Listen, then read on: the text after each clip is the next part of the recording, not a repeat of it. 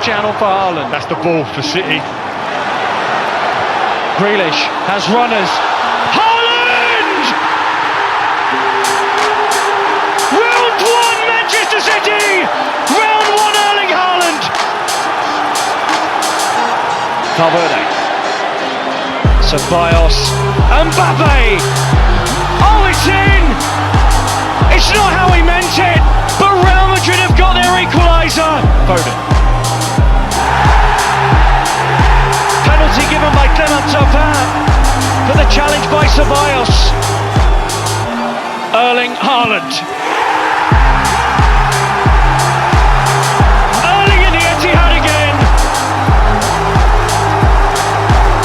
His second of the night. And Manchester City. Brahim Diaz. Vinicius Junior slipped in. And on the follow-up, there's the equaliser. Brahim Diaz back at Manchester City, scoring for Real Madrid.